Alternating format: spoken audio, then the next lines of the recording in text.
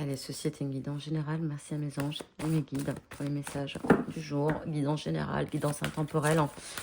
Voilà, elle est faite aujourd'hui, mais vous savez, hein, elle sera bonne pour vous au moment où vous tomberez dessus. Merci à mes guides et à mes anges gardiens pour les messages qui vont nous accompagner sur cette guidance. Je les prends. Hop.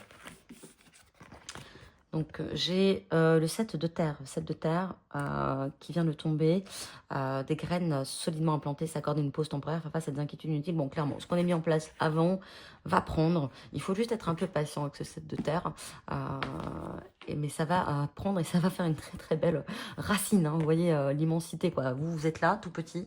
Et là, c'est ce que vous avez planté. Ça va même vous dépasser, j'ai envie de vous dire. Le 2 d'eau, une relation qui croit en intimité, résolution positive d'un conflit, pardon.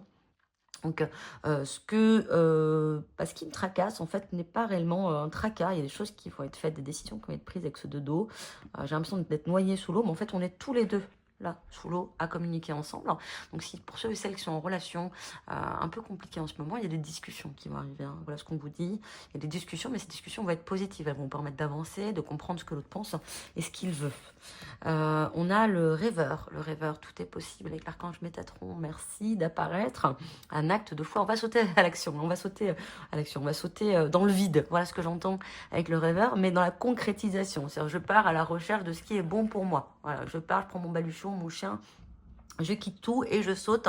En fait, non, je m'en fiche de tout. Voilà, c'est un peu ça. Je ne regarde pas ce que j'ai, je ne regarde pas ce qu'il y a derrière moi, j'avance. J'ai une idée en tête, il y a quelque chose qui va me travailler, qui va me donner envie d'avancer aujourd'hui. Et donc, on y va, d'accord? Ce sont des occasions qui se présentent à moi, donc il faut savoir les saisir avec cette énergie du rêveur. Et la dernière carte, le 4 d'eau, et on vous dit justement de prendre cette énergie du rêveur pour ne pas rater une occasion qui arrive, parce que sinon on va se retrouver comme ça, hein, la tête en bas, à regarder ce qu'il y a sous l'eau, mais sans jamais l'atteindre.